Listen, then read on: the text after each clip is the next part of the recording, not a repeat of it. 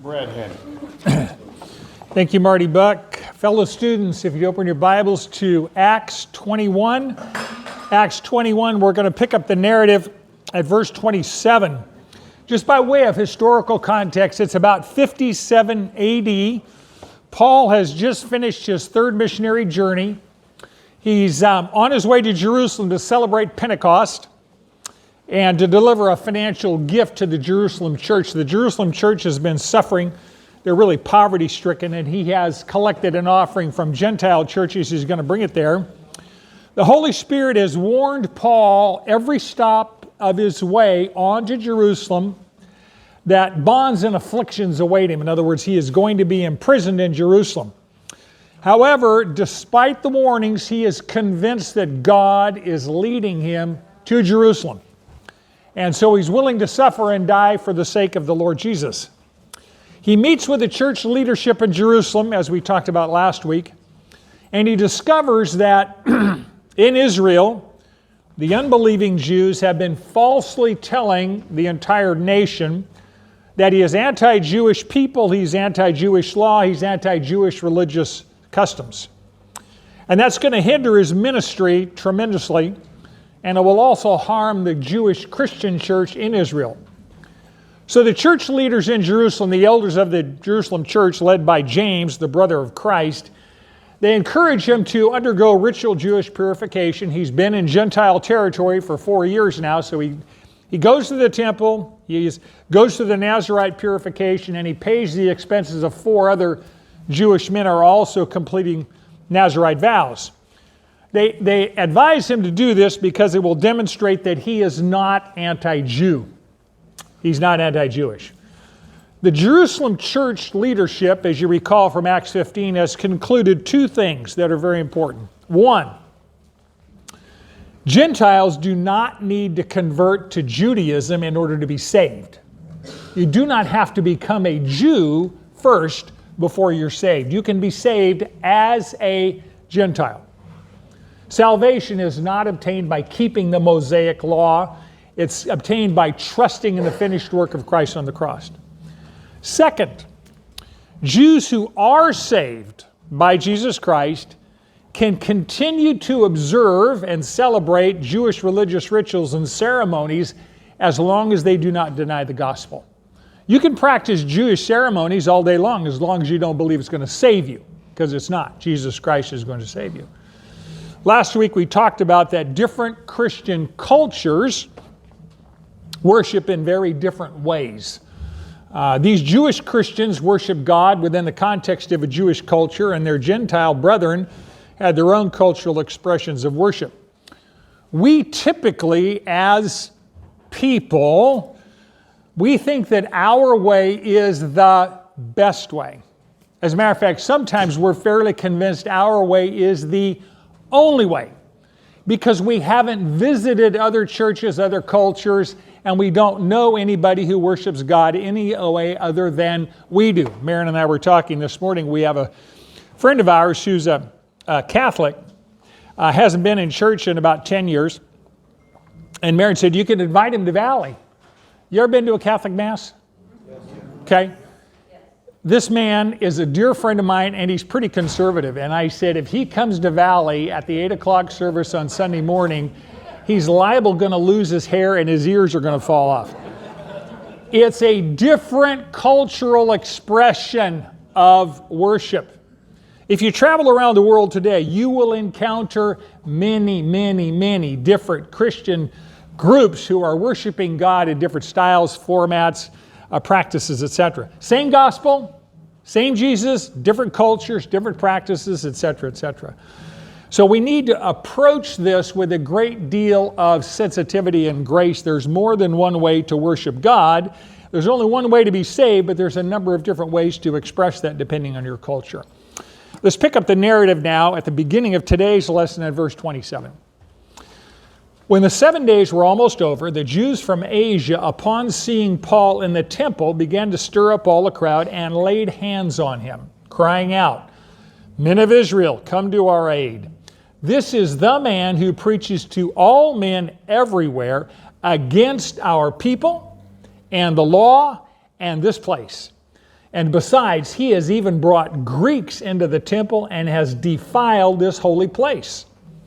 For they had previously seen Trophimus the Ephesian in the city with him, and they supposed that Paul had brought him into the temple. Then all the city was provoked, and the people rushed together and were taking hold of Paul, and they dragged him out of the temple, and immediately the doors were shut. Here's our first principle. Faithfully proclaiming the gospel always causes a reaction. Faithfully proclaiming the gospel always causes a reaction. So these Jews that Luke is recording here are unbelieving Jews from Asia. As a matter of fact, they're unbelieving Jews from Ephesus, where Paul has spent 3 years. And they have traveled to Jerusalem, like Paul has, to celebrate Pentecost. Now, in every city where Paul proclaims the gospel, he is opposed by religious Jews who reject Jesus as their Messiah.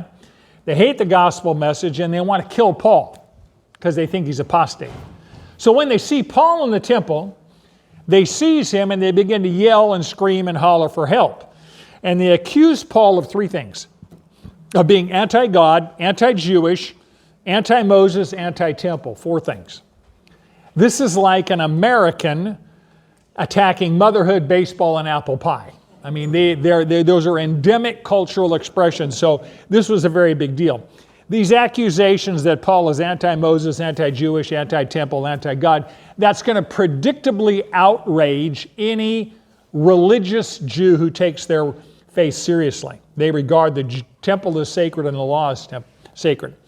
So then these Ephesian Jews, religious Jews, unbelievers, they dump more gas on the fire and they accuse Paul of bringing Gentiles into the temple and defiling it. I'm going to ask Stephanie to show you a map of the temple, and I'm going to try and understand why this is such a big deal. The Jewish temple complex covers about 35 acres, and it's got several concentric circles called courtyards. The center of the complex is the temple building itself, and you see that label Heichel. Heichel means holy. And the building itself comprised 2 places. The inner sanctum was the Holy of Holies, and that was where the Ark of the Covenant, where the mercy seat was, and only the high priest went into the Holy of Holies once a year with blood to atone for the sins of the people. Also inside the building, next to the Holy of Holies, was the holy place. That's where the priests offered sacrifices of incense. Just outside the building itself is what was called the court of the priests. That's called Mizbeach. Mizbeach means altar. And that court of the priests is where they offered burnt offerings twice a day, morning and evening, for the sins of the people. So we have the Holy of Holies, the holy place. Next to that, just outside that, is the court of the priests. Outside the court of the priests is the court of Israel, where only Jewish males could enter. Outside of the court of the Israel was the court of the women, where Jewish females could enter, and outside that, at the very outside, was the court of Gentiles. And anybody could enter the court of the Gentiles. There was a 5-foot fence between the court of the women and the court of the Gentiles. It was called the Soreg. There were 13 gates, and it separated the court of the Gentiles from any other part of the temple where only Jews could go.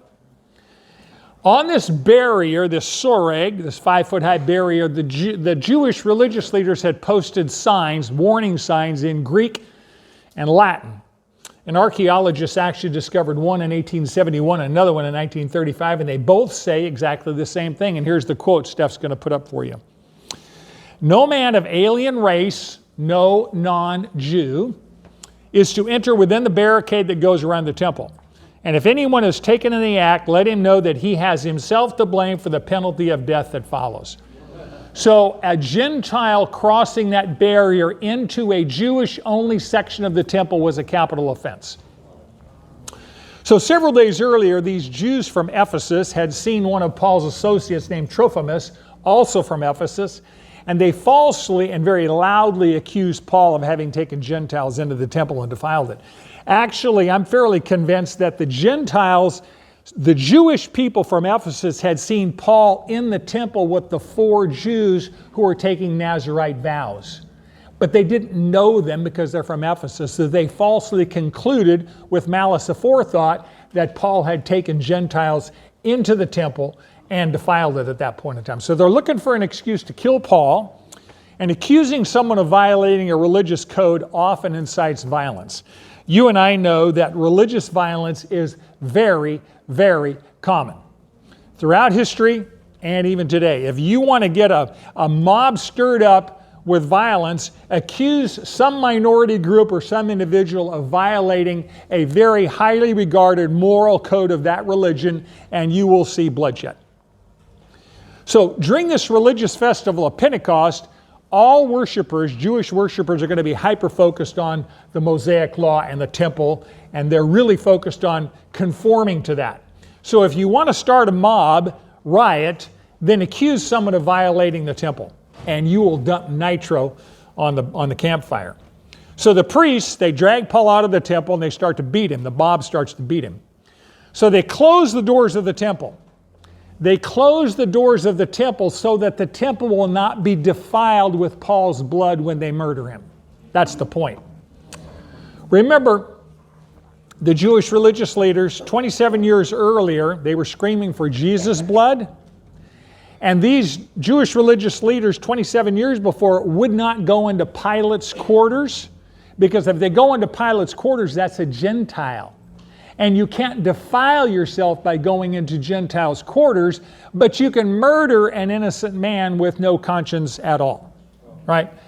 People are very willing to commit violence in the name of religion. And in case you wondered, religion is no guarantee of morality.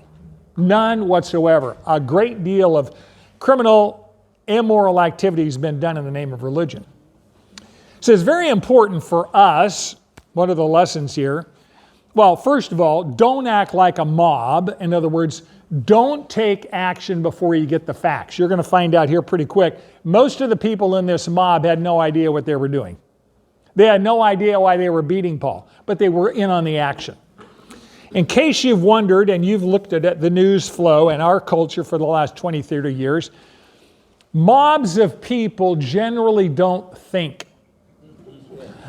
Individually, they may have an IQ. A mob's IQ drops by half, minimum. Mobs have no brains. They act emotionally. When we look today and we see mob activity, right or left, it doesn't matter. Most of the people that are there don't even know why they're there. It just looked like a good idea at the time. Something's going on, let's get the action going here at that point. We Christians sometimes earn our reputation for being gullible because we fail to do our homework before we confidently declare that such and such is true, and I read such and such on the internet, and therefore this person is a devil, and blah, blah, blah, blah, blah. We need to do our homework. Don't assume something is true just because you heard it, or just because it's in print, or just because social media said it, right? Amen. Do your homework. Christians should be wise as serpents and innocent as doves. Verse 31.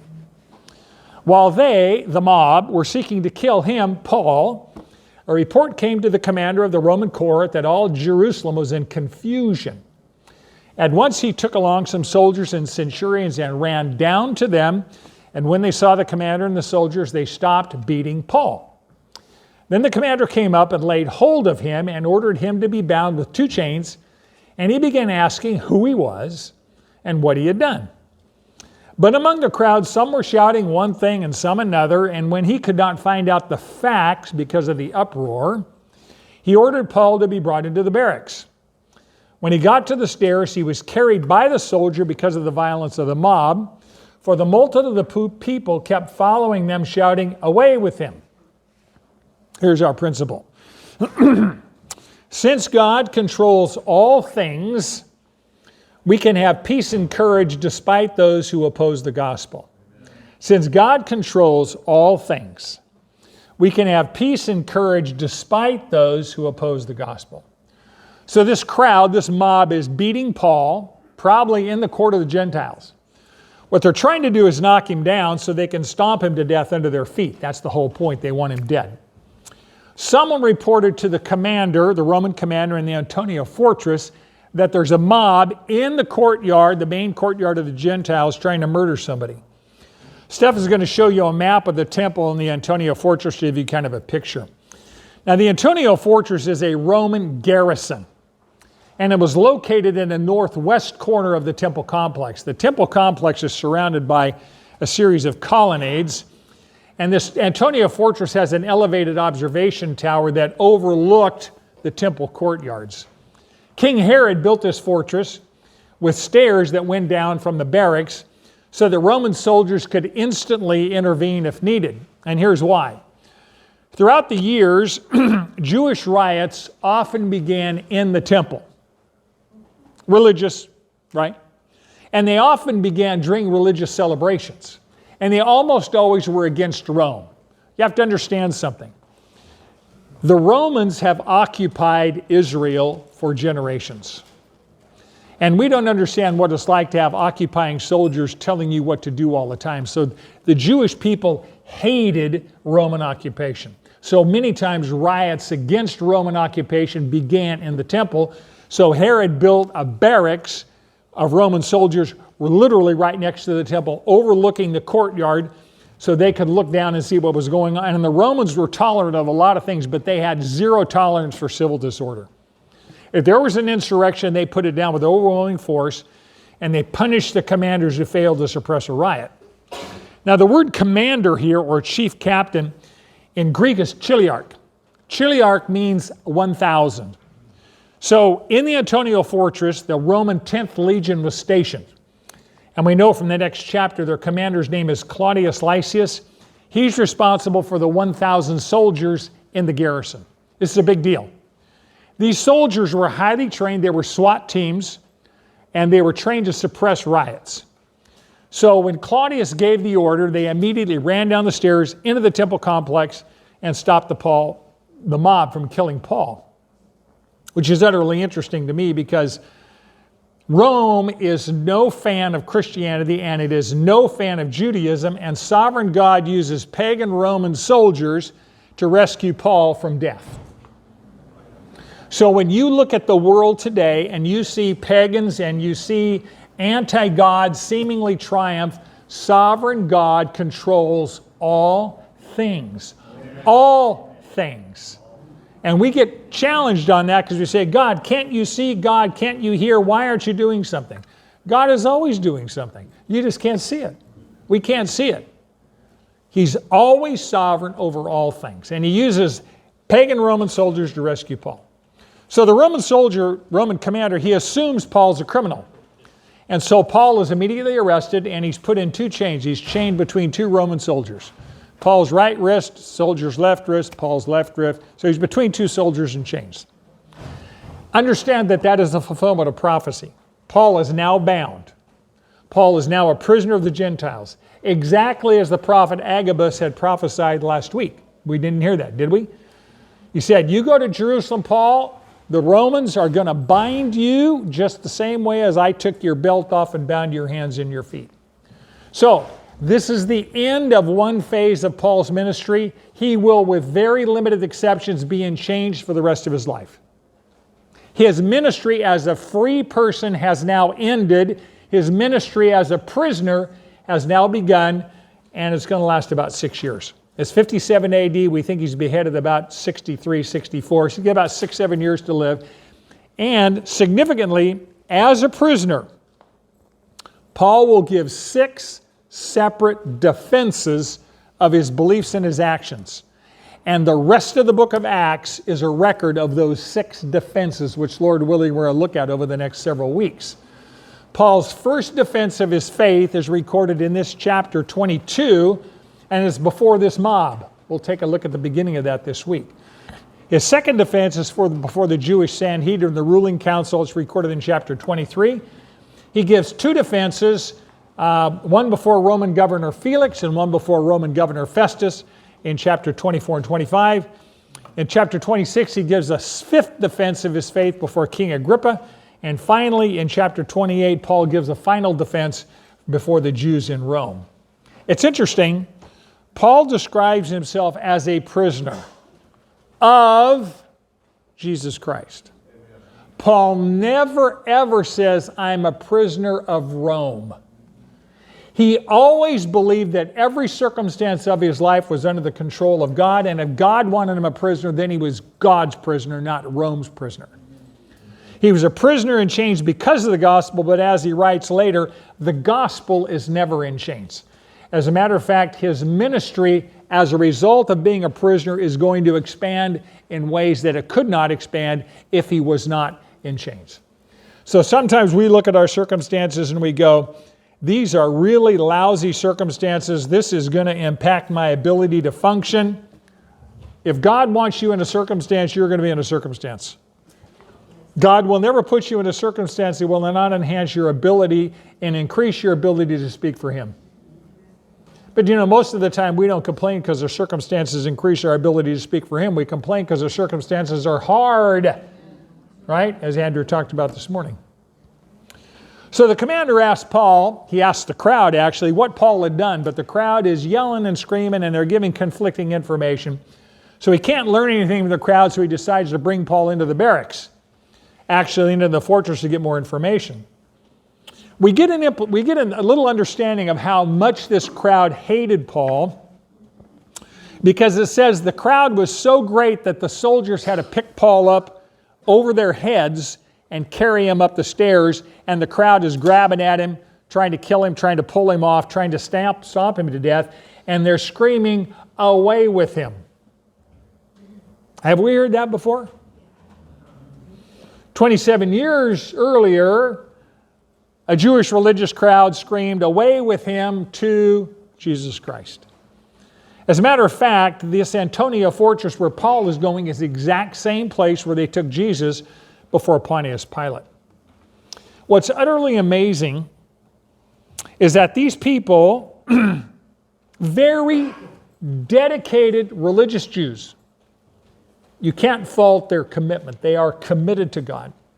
They come to worship God, and now they're trying to murder someone in God's house because they view him as apostate. And he was apostate from a Jewish standpoint. What's utterly remarkable here is Paul. Paul doesn't speak. Paul doesn't struggle. Paul doesn't defend himself. God had told him, you go to Jerusalem, you're going to be put in chains. He's now experiencing the fulfillment of that prophecy, and he knows that whatever happens to him, God is controlling it. So Paul has peace, and you're going to see his courage here in a couple of minutes, even when surrounded by murderers and violence. And I want us to understand that no matter what our circumstances are, no matter how tumultuous, how painful, how difficult, how confusing our circumstances are, we can always have peace in the middle of the storm. We can always have courage in the middle of opposition. Because why? Because God is sovereign. Because He's sovereign over everything. Verse 37. As Paul was about to be brought into the barracks, he said to the commander, "May I say something to you?" And he said, "Do you know Greek? Then you are not the Egyptian who some time ago stirred up a revolt and led the 4,000 men of the assassins out into the wilderness?" But Paul said, "I am a Jew of Tarsus in Cilicia, a citizen of no insignificant city, and I beg you, allow me to speak to the people." When he had given him permission, Paul, standing on the stairs, motioned to the people with his hand, and when there was a great hush, he spoke to them in the Hebrew dialect. Here's our principle. God divinely arranges our lives to give us opportunities to speak out for Christ. God divinely arranges our lives to give us opportunities to speak out for Christ. Now what's interesting is Claudius Lysias, the commander, he assumes that Paul was an Egyptian terrorist who had appeared in Israel 3 years earlier. This Egyptian claimed to be a prophet of God. In AD 54, he led literally 4,000, he promised 4,000 of his followers that when he walked into Jerusalem, he could knock down, God was going to knock down the entire walls of Jerusalem at his command. And he was going to lead these followers from the top of the Mount of Olives into Jerusalem, defeat the Romans, set Israel free. Well, Festus was the governor at that point. I believe might have been Felix. And he got wind of this, and he sent Roman troops, obviously, to combat that. They killed several hundred of his followers, and this Egyptian escaped, and he went underground. So you can imagine he's at the top of Rome's most wanted list. I mean, this criminal is their number one guy, and Claudius Lysias assumes that he's that Egyptian. Now, the followers of this Egyptian were called assassins, Sakati, which Sakati means dagger, literally means daggermen, because they hated Rome and they carried short swords, daggers, underneath their cloaks and their coats. Anytime there was a big crowd, Jerusalem had a lot of religious festivals, so anytime there was a big crowd, these assassins would literally slip in the crowd. Anybody they had ID'd as a Roman or a pro-Roman Jew, they would assassinate in the crowd. I mean, if it's a big crowd, you could stick a bread knife all the way through their kidney and walk away and no one would know. They'd just fall down to the ground and you'd get away with it. And they did that routinely. They were trying to, obviously, gain Jewish independence. So Claudius Lysias assumes that he's arrested a criminal terrorist, and what he really is arrested is a Christian evangelist. So Paul speaks in Greek, and he asks permission to speak to the Roman commander, that's very polite. And it demonstrates to Claudius that you're dealing with an educated guy here, not a common criminal. Paul explains, look, I'm a Jew. I have a right to be in the temple. This is a Jewish temple. I'm not invading this. I have a right to be here. I'm from the well-known Roman city of Tarsus. I was a very respected city of education, along with Alexandria. It was a very respected city for commerce. It was very well known for its textiles, had a population of several 100,000 people. Here's why that's significant. In ancient times, the city of your birth was really, really important. If you were born in a highly respected city, an honored city, a city that was known in Rome, you were treated with respect based on your origin. So, if you're from Lamont, well, not so much. But, if you're from Westchester, baby, I'm 60 years old now, back in the day. Anyway, that people from a particular location we treat differently, etc. Well, they did the same thing then, except even more so. So what I'm amazed at is Paul is bruised, he's bleeding, his face is probably puffy, he's been pummeled and stomped and kicked. He's probably in a lot of pain. And he's begging for permission to preach the gospel to this mob who's just tried to kill him. I would probably be saying, get me out of here, right? But Paul understood this was a divine appointment arranged by God, and it was an opportunity that Paul did not want to miss, despite the pain and suffering.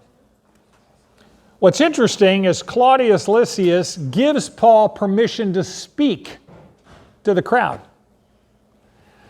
And I'm thinking that he was hoping that from Paul's speech, he could figure out what were the circumstances of this riot. In other words, why were they trying to kill him?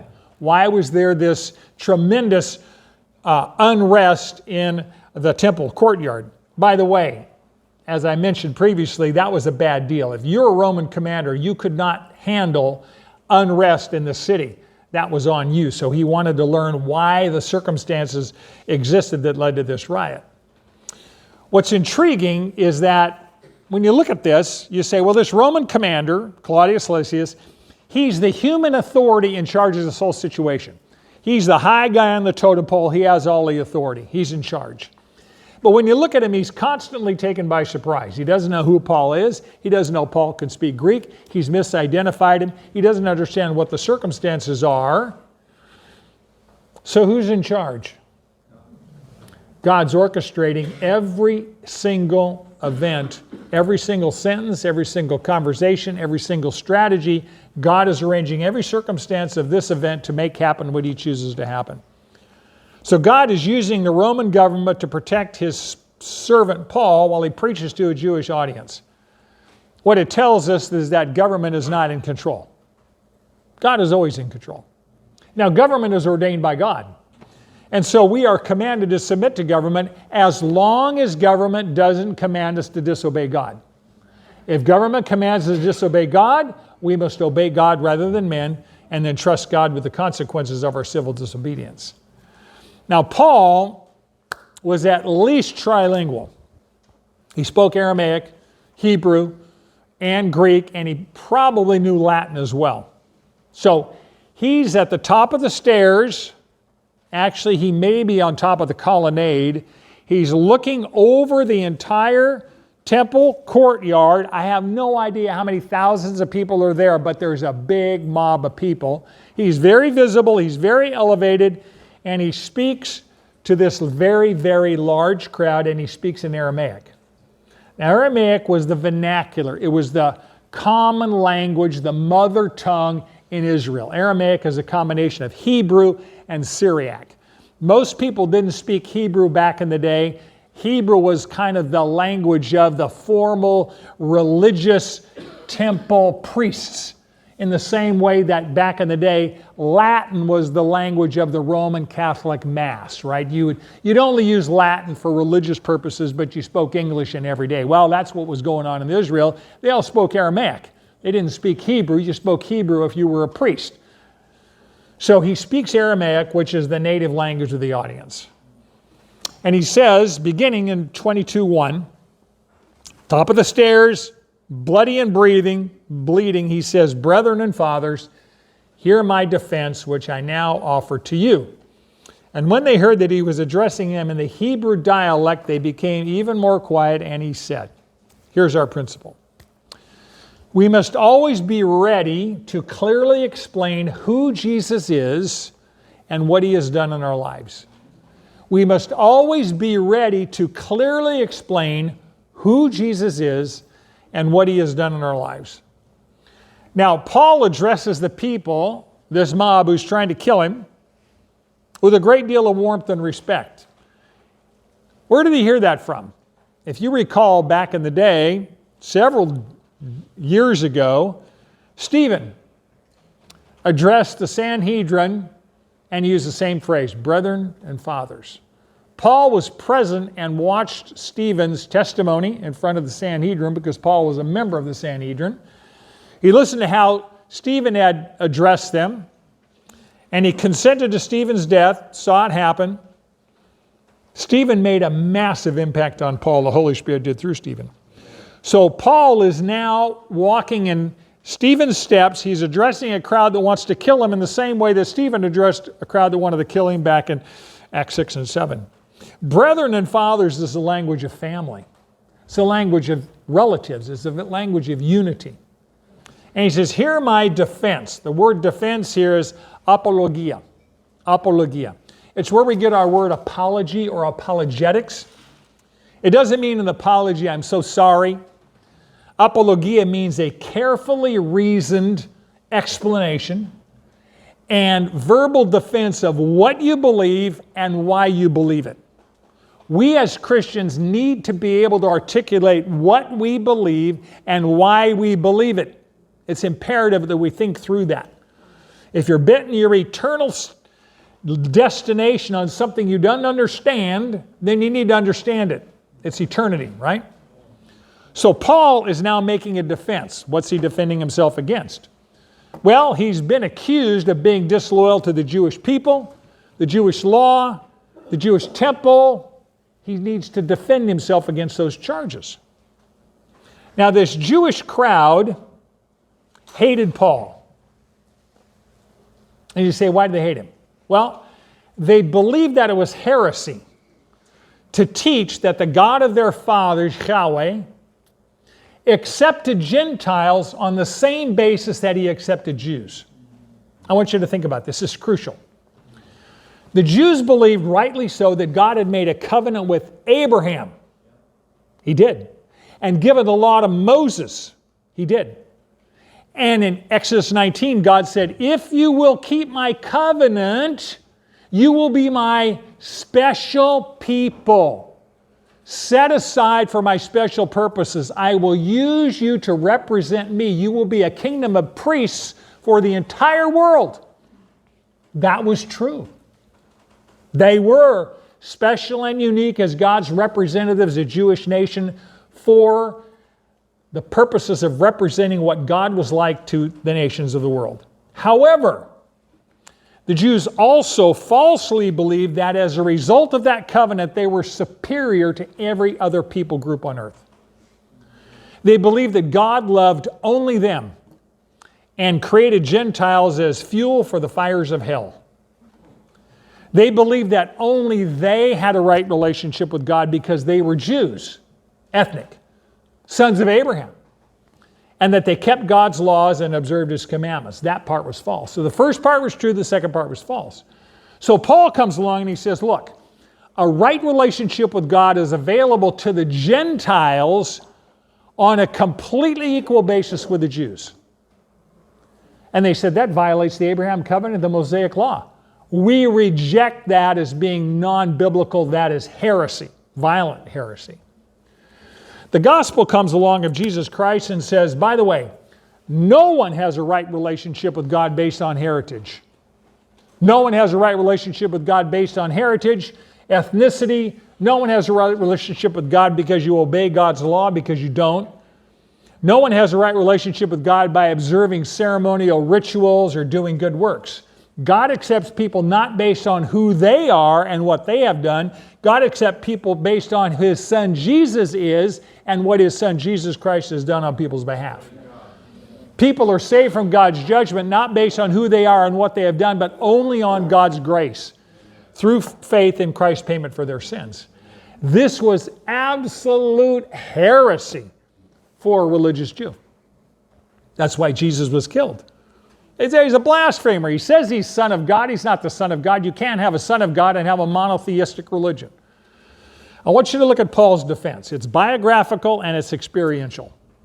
Paul defends himself against the charges made against him by giving his testimony. And he defends his motives first, then defends his actions. So we're going to unpack this partially today, and Lord willing, next week. In verses 3 to 5, Paul tells the crowd of his conduct before his conversion. His conduct before his conversion. In verses 6 to 16, he tells the crowd the circumstances of his conversion. How I was converted to be a Christian. And in verse 17 to 21, he tells them of his commission after his conversion. This is a very effective format we as Christians should be using in our witnessing. Your personal testimony is powerful because no one can deny it, right? When we share our faith, what do? We first tell people what our life was like before Christ, how we came to Christ, and what our life was like after we met Christ, after He met us. 1 Peter 3:14.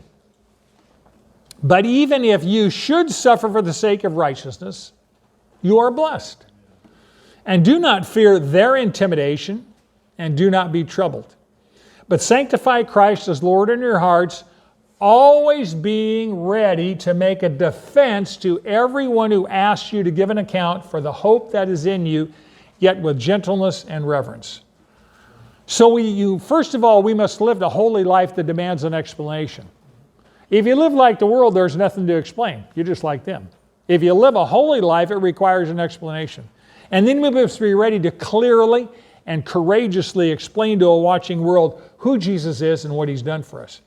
So Paul begins by defending his motives. He's telling them, number one, I was never anti-Jewish. As a matter of fact, I am a radical, zealous Jew. What is he doing? He's identifying with his audience. He's trying to bridge the gap between him and them to make it easy for them to listen to the gospel. What does he say in verse 3? I am a Jew, born in Tarsus of Cilicia, brought up in this city, educated under Gamaliel, strictly according to the law of our fathers, being zealous for God, just as you all are today. He says, I myself, like you, am truly a Jew. I was born in Cilicia of Tarsus. I'm educated, I'm cultured, I'm not ignorant. I was brought up in this city. Probably at age 12 or 13, around bar mitzvah time, Paul was sent by his family from Tarsus to Jerusalem for education, to study to be a rabbi. Paul was going to be a rabbi. As a matter of fact, he was one of the fastest students of that era. He said, I was educated under Gamaliel. Gamaliel the elder was probably the most renowned teacher, rabbi of his day. He was considered to be one of the top 7 rabbis in Jewish history. Paul says, I have a pedigree of Jewish purity. My educational pedigree is unmatched. I was educated by Gamaliel strictly according to the law of our fathers. He says, I was carefully trained according to the strictest interpretation of the Old Testament. I'm not against the law as I've been charged with. I have a PhD in Mosaic law. Matter of fact, as near as we can tell, he probably had 2 PhDs. Extraordinarily bright man. He says, you can't accuse me of being anti-Jew. He says, I'm as zealous for God as you were today. Now remember, the Zealots, there was a disciple called Simon the Zealot. The Zealots were uncompromising. They hated Rome. They were conservative. They were legalistic. They were the most pro-Jewish party in Israel. And Paul says, I'm a zealot for God like you are. I understand that you just tried to kill me because you think it'll please God. You know what he says next? I did the same thing. I did the same thing, verse 4. I persecuted this way to the death, binding and putting both men and women into prisons. The way is a name for Christianity. Jesus said what? I am the way, not one of many ways, but the only way. No one comes to the Father but through me. This really bothers our relativistic culture. Truth is always exclusive, by the way. It's never relative.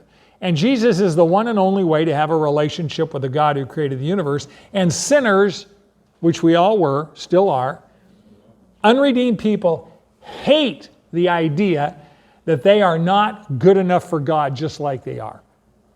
It angers them. How dare you say I'm not good enough for God the way I am? How dare you say that Jesus is the only way to God? Paul believed, before he encountered Jesus on the road to Damascus, he believed Jesus is a blasphemer. He claimed to be God, and he deserves to be killed. Since I can't kill him, I'm going to kill his people. I'm going to attack his church. Galatians 1:3, he talks to the Galatian church and he said, for you have heard of my former manner of life in Judaism, how I used to persecute the church of God beyond measure and tried to destroy it. And I was advancing in Judaism beyond many of my contemporaries among my countrymen, being more extremely zealous for my ancestral traditions. So Paul's identifying with his audience. We should do the same thing when we're talking to people about Christ. He says, you think you're zealous for Judaism? You think you hate anything that threatens Judaism? I used to live like you, only on steroids. You don't believe me? Just ask the high priest. Verse 5.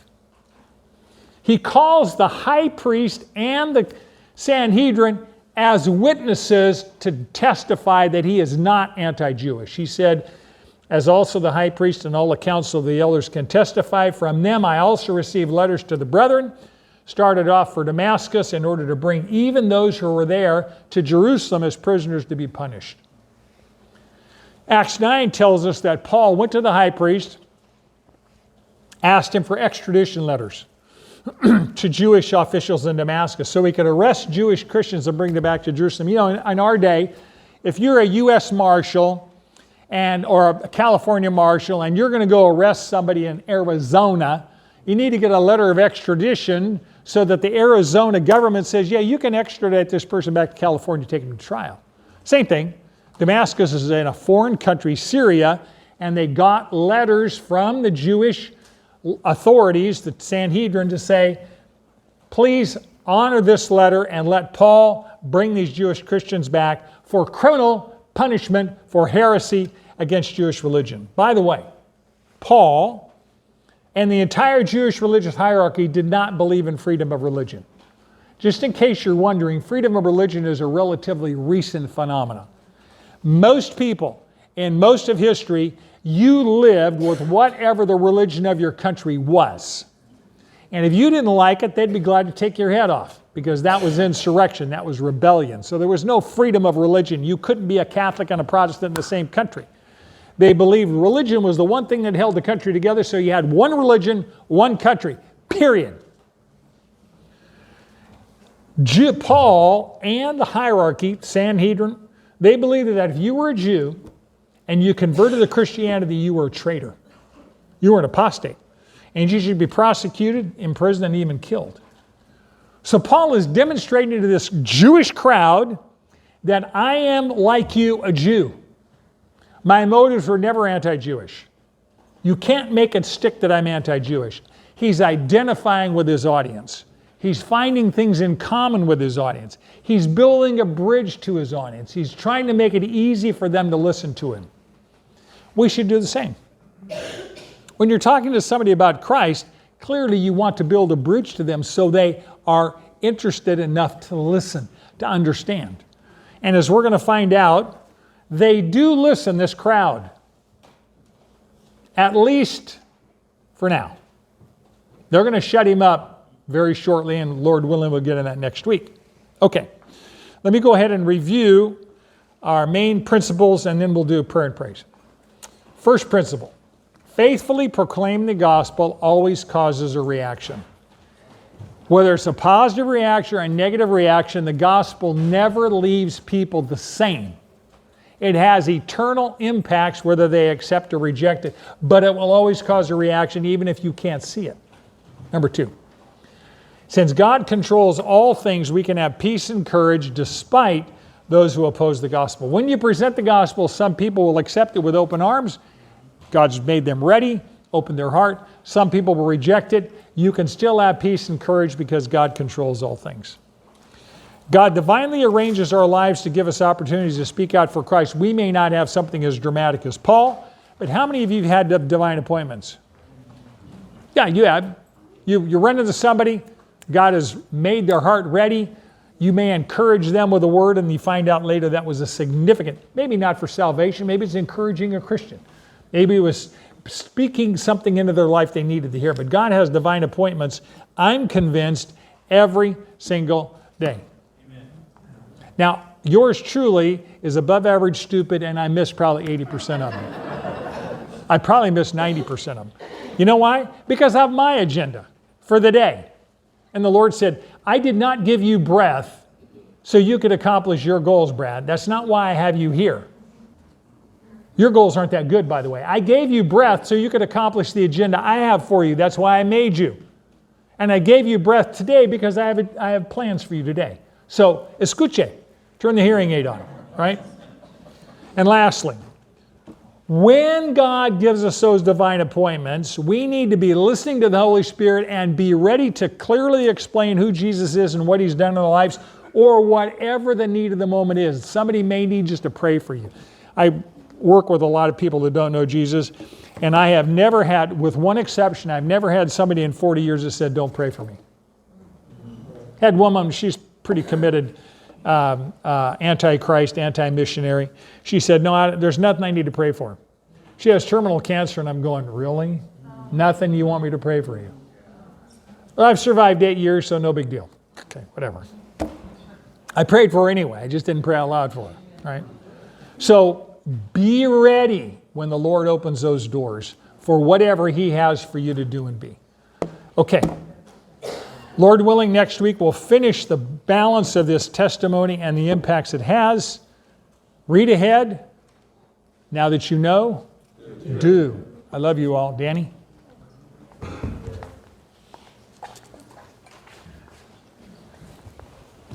you, Brad. Good morning, Manna.